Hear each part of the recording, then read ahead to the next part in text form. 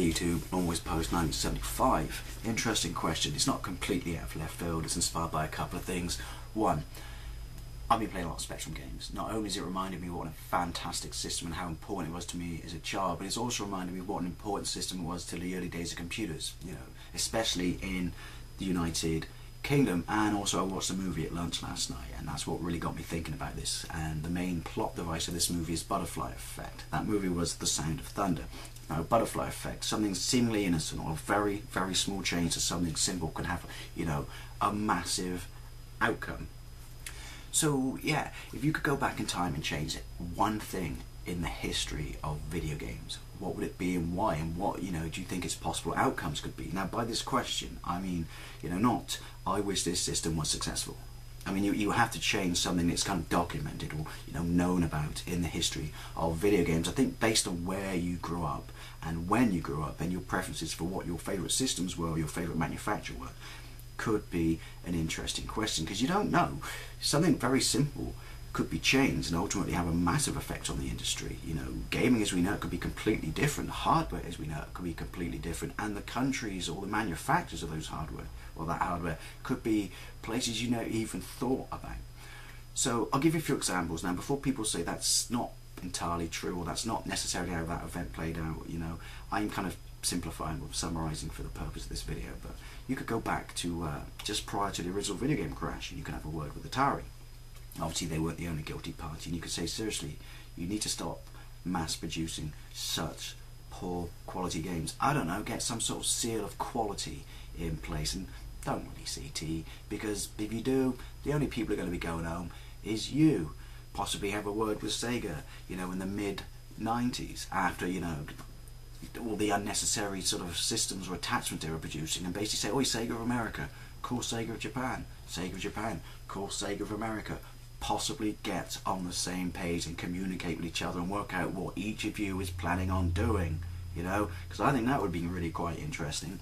Or, you know, and some of these things you would change don't necessarily mean that the system failed. It could be you think it didn't sort of achieve its full potential, such as the N64, which is, oh, Nintendo, your fear of people copying on this system, it's going to happen anyway. People will find a way, so just give it a CD drive, you know, give it some mass storage, you know, capacity, so we can see what it really, really could have done if you didn't have to cram it all into a little cartridge. So I think, yeah, it's quite interesting. What would I do? Mine would be simple. I'd go back to the early 80s and have a word with this bloke, Sir Clive Sinclair. Those of you outside the United Kingdom, he pretty much is one of the most important figures in, you know, the early days of computers in this country. And you've got to remember, back then we were the biggest producer of computers in the world. And I would say, get rid of this chip on your shoulder where you seem to be upset that no one's taking machines seriously. You know, get on board with the fact that it's love for its games, that it's a mass games system. You know, because believe it or not, Sir Clive, years from now, that's where it's at. That will be the most profitable part of the industry.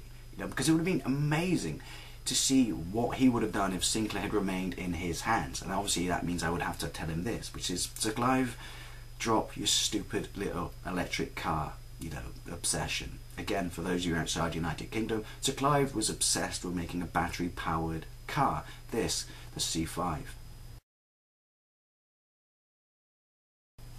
It absolutely tanked and destroyed his company. Sinclair was bought out by Amstrad, and while there were obviously Amstrad Spectrums afterwards, that wasn't his vision, you know. So it would have been amazing. I mean, how many generations of Spectrum were there? 16K, 48K, 128K. It would have been amazing to see what happened if he had focused on the Spectrum as a games machine, where it would have gone, what we would have got. Would we have got consoles? Would we have got CD consoles, you know, DVD consoles, HD consoles? Because you've got to remember how successful this system was. So there's nothing to say, if he didn't fuck up with the C5, that it wouldn't be huge right now. And the other interesting thing about that is that would mean a massive difference to industry in the United Kingdom, because we make nothing now. So imagine if he didn't, you know, flush his company down the toilet with a C5. Imagine if he was still making a, you know, an Xbox sort of equivalent Spectrum, if you know what I mean. We'd be probably still the biggest manufacturer of computers. It's a brilliant question. And the other thing that would be funny, you could actually say to Sir Clive, your car idea Eventually, believe it or not, in the noughties, everyone would be so obsessed with green power and have such a hard-on for hugging trees, your market will come. If anything, you were a little bit ahead of your time.